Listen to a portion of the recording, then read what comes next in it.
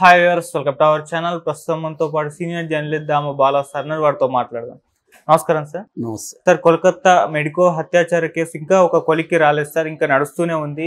Medico విద్యార్థులు కూడా ఆందోళన చేస్తూనే ఉన్నారు. అయితే రీసెంట్ గా సిబిఐ వాళ్ళు సుప్రీంకోర్టుకు మొత్తం ఈ ఇష్యూలో సాక్ష్యాధారాలన్నీ కూడా చెరిపేశారని చెప్పింది. అంటే ఇప్పుడు సిబిఐ కూడా చేతులు ఎత్తేసినట్టేనా అని చెప్పేసి చాలా మంది అనుకుంటున్నారు సార్. లేటెస్ట్ గా ఈ కేసులో ఎటువంటి అప్డేట్స్ వచ్చాయి, మరి ఏం జరిగే ఛాన్స్ ఉంది, ఎవరు ఈ సాక్ష్యాలు చెరిపేశారంటారు సార్? సుప్రీంకోర్టుకి సిబిఐ ఒక నివేదిక సమర్పించింది. ఆ నివేదికలో సంచలనమైన విషయాల్ని సిబిఐ చెప్పింది. ఆ నివేదిక బయటకు వచ్చింది. ఆ నివేదిక చూస్తే సిబిఐ కూడా చేతులెత్తేసింది. ఆ అమ్మాయికి 31 ఏళ్ల ట్రైనింగ్ మెడికో అమ్మాయికి న్యాయం జరగదు అన్న ఇదైతే ఇప్పుడు చర్చకి దారితీస్తుంది. ఎందుకంటే సిబిఐ అయినా కూడా ఎవరైనా కూడా ఎప్పుడైనా ఒక క్రైమ్ ఇన్వెస్టిగేషన్లో క్రైమ్ సీన్ అనేది ఇంపార్టెంట్. క్రైమ్ సీన్ ప్రిజర్వ్ చేయడం అనేది వెరీ వెరీ ఇంపార్టెంట్. కానీ అటువంటి క్రైమ్ సీన్ని ప్రిజర్వ్ చేయలేదు పోలీసులు. క్రైమ్ సీన్ని ప్రిజర్వ్ చేయకపోవడం వల్ల సిబిఐ కూడా కొత్తగా క్రైమ్ సీన్ని ఆల్రెడీ అయిపోయింది. సిబిఐ వచ్చింది 5వ రోజు వచ్చింది. అప్పటికే క్రైమ్ సీన్ వాళ్ళ కంట్రోల్లో ఉంది, పోలీసుల కంట్రోల్లో. సో సిబిఐ ఏం చెప్పిందంటే దీంట్లో సాక్ష్యాలని తారుమారు చేసేసారు, ఆల్రెడీ సాక్ష్యాధారాలను చెరిపేశారు, మేము కూడా దీంట్లో ఈ విషయంలో ఏమి చేయలేము అనేది సిబిఐ చెప్తుంది. దీనికి సిబిఐ చెప్తున్న కారణాలు ఏంటంటే, ఒకటి క్రైమ్ సీన్ని ప్రిజర్వ్ చేయలేదు. క్రైమ్ సీన్ ఎక్కడైతే ఆ సెమినార్ హాల్ జరిగిందో అందులో ఉండే బాత్రూము అదంతా కూడా కొట్టేయమని ఈ సందీప్ ఘోష్ ప్రిన్సిపాల్ ఎవరైతే అప్పుడు ఉన్నాడో అతను ఆజ్ఞాపించాడు. అది కొట్టేశారు. దానివల్ల అంతా డిస్టర్బ్ అయిపోయింది ఆ సీను, క్రైమ్ సీన్ అనేది నెంబర్ 1.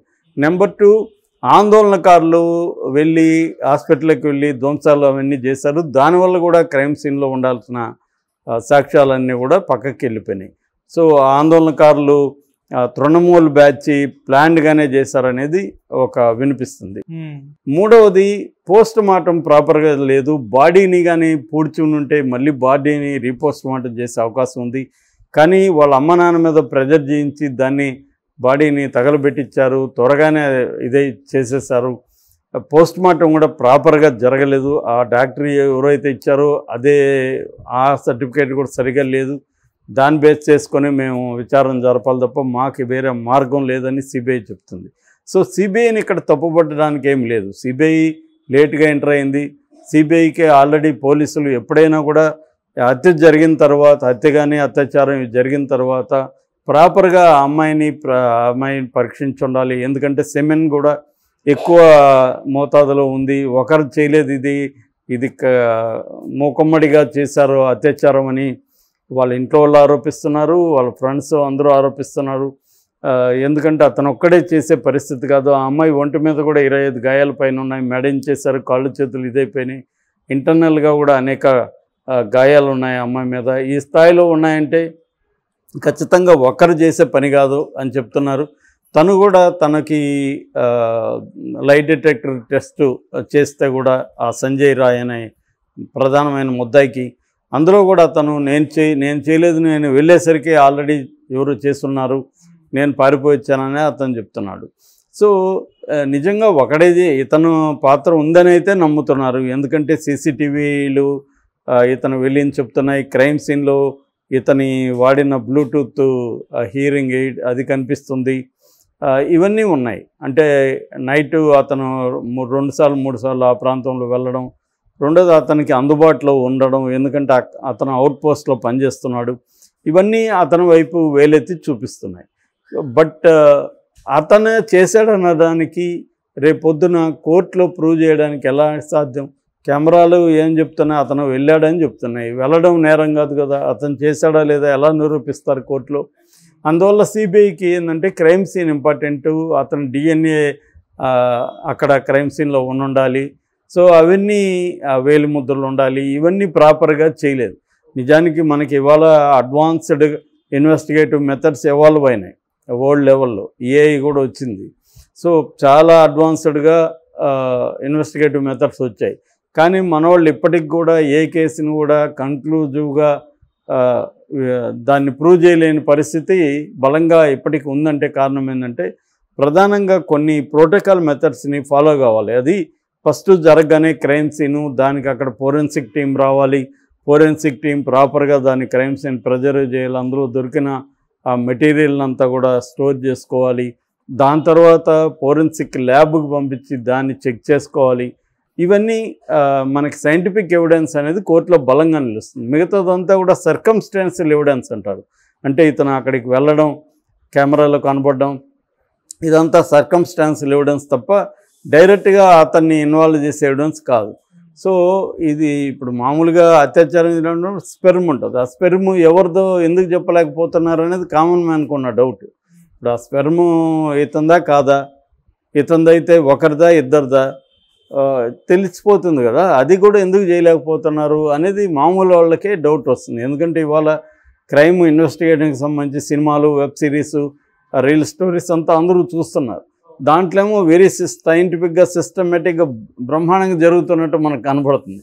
కానీ రియల్గా వచ్చేసరికి ఇటు వివేకానంద రెడ్డి హత్య కేసు కావచ్చు, మనం చూసిన పెద్ద వాటిలో ఇప్పుడు ఇది కావచ్చు, ఇలాంటి వాటిలో ఎందుకు ఇన్ని, ఇప్పుడు వివేకానంద రెడ్డి హత్య కేసు 2019లో జరిగింది, ఇవాళ 5 years దాటిపోయింది, 2024 ఇవాళ 5 years దాటిపోయింది. ఇంకా ఆ కేసు ఎవరు చేశారు ఏంటి అనేది కన్క్లూజివ్ ఎవిడెన్స్ అనేది లేదు, అంతా కూడా సర్కమ్స్టాన్షియల్ ఎవిడెన్సే ఉంది. సో ఇలాగా ఇది కూడా ఇప్పుడు అదే పరిస్థితి. సో ఇది బేసిక్గా సుప్రీంకోర్టుకి సిబిఐ ఇచ్చింది ఏంటంటే ఎవిడెన్స్ని చెరిపేశారు పోలీసులు. సో అలా ఎందుకు చేశారనేది మేము పోలీస్ కమిషన్లో వాళ్ళని విచారిస్తున్నాం, వాళ్ళు చెప్పే దాంతో మేము సాటిస్ఫై అవ్వట్లేదని చెప్తుంది. మరి దాని మీద మహా అంటే మందలించగలదు సుప్రీంకోర్టు వాళ్ళని, కానీ దాని మీద వాళ్ళ మీద ప్రాసిక్యూషన్ చేయగలుగుతుందా లేదనేది చూడాలి. దట్ ఈజ్ ఒకటి. రెండవది, మెడికోస్ అప్పటి నుంచి ఇప్పటి వరకు ముఖ్యంగా జూనియర్ డాక్టర్లు సమ్మె చేస్తున్నారు. మమతా బెనర్జీ అనేక రకాల మెథడ్స్ ఉపయోగించింది, వాళ్ళ మీద కోయర్సివ్ మెథడ్స్ కేసులు పెట్టడం అన్నీ చేసింది, అయినా కూడా వాళ్ళు తగ్గట్లేదు. చివరికి సుప్రీంకోర్టు కూడా మంగళవారం డెడ్లైన్ పెట్టింది, మంగళవారం 5 గంటల లోపల విరమించుకోకపోతే మేము సీరియస్ చర్యలకి రికమెండ్ చేస్తాం. ఎందుకంటే దీనివల్ల ఆల్రెడీ బెంగాల్లో 23 మంది పేషెంట్లు చనిపోయారు వీళ్ళ సమ్మె వల్ల. సో ఇది ఘోరమైంది అని వాళ్ళు చెప్తున్నారు. సుప్రీంకోర్టు డెడ్లైన్ విధించింది, అయినా కూడా వీళ్ళు తగ్గట్లేదు. తగ్గకుండా వీళ్ళు కొత్త డిమాండ్లు కూడా పెడుతున్నారు. కొత్త డిమాండ్లు ఏంటంటే మమతా బెనర్జీతో చర్చలు జరగాలి, మమతా బెనర్జీ కూర్చోవాలి, అట్లాగే దీన్ని లైవ్గా ఈ చర్చల్ని ప్రసారం చేయాలి. తర్వాత వివిధ ప్రతినిధుల నుంచి 30 మంది ప్రతినిధులు వస్తారు, వివిధ సంఘాల నుంచి 30 మందితో Mamata Banerjee plus medical department, ministry ఇవన్నీ ఉండాలి అని వాళ్ళు డిమాండ్ పెడుతున్నారు. అరే మీ ఇన్ని డిమాండ్లు పెట్టండి, ముందు మీరు ఆపేయండి, ఆల్రెడీ సిబిఐకి ఇచ్చేశారు.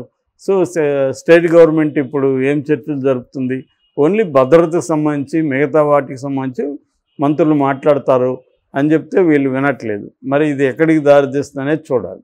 అంటే వాళ్ళు ఇప్పటి వరకేమో కోయర్సివ్ మెథడ్స్ అయితే వాడారు, కానీ బిగినింగ్లో, తర్వాత ఆపేసింది మమతా గవర్నమెంట్ దీన్ని కరెక్ట్గా డీల్ చేయలేదనేది ఇవాళ తేలిపోయింది అన్ని చోట్ల. దీన్ని జాగ్రత్తగా డీల్ చేస్తుంటే, అంటే ప్రొసీజర్ ప్రకారం డీల్ చేసుకుని ఉంటే, ముందే కానీ సిబిఐకి అప్పగించుకుని ఉంటే మమతా మీద ఎంత విమర్శలు వచ్చాయి కాదు. అట్లాగే ఆ ప్రిన్సిపాల్ వాడు రిజైన్ చేస్తే అతను తీసుకెళ్ళి నేషనల్ మెడికల్ కాలేజ్, ఇంకొక ప్రెస్టీజియస్ కాలేజ్ ప్రిన్సిపాల్ చేయడం కూడా తీవ్ర విమర్శలకు దారితీస్తుంది. దీనివల్ల ఏంటంటే ఈ మమతాకు సంబంధించిన తృణమూల్ కాంగ్రెస్కు సంబంధించిన మాఫియా ఇన్వాల్వ్ అయినారు, మెడికల్ మాఫియా, డ్రగ్ మాఫియా అనే విమర్శలు కూడా ఉన్నాయి, డౌట్లు కూడా ఉన్నాయి. సో ఎందుకంటే ఈ అమ్మాయికి కొన్ని విషయాలు తెలుసు, హాస్పిటల్లో డ్రగ్ మాఫియా విషయాలు. సో ఇతని మీద ఆల్రెడీ స్కామ్ చేశాడని కేసులు ఉన్నాయి ఈ ప్రిన్సిపాల్ మీద. సో ఇవన్నీ ఈ అమ్మాయికి తెలుసు కాబట్టి ఈ అమ్మాయిని చంపడానికి ప్రిన్సిపాల్తో సహా ఒక టీము పనిచేసిందనేది ఇవాళ ఉన్న విమర్శ. ఆల్రెడీ ప్రిన్సిపాల్ని సిబిఐ రకరకాలుగా ఇంట్రాగేట్ చేసింది. ఇప్పుడు ఈరోజు మళ్ళీ ఇతను సంజయ్ రాయ్ని కూడా చేస్తుంది. సో ఇప్పుడు సుప్రీంకోర్టుకి ఇంకొక నివేదిక కూడా మళ్ళీ అడిగింది, మళ్ళీ మీరు పరిశోధించిన తర్వాత ఇంకా డీటెయిల్గా ఇవ్వమని.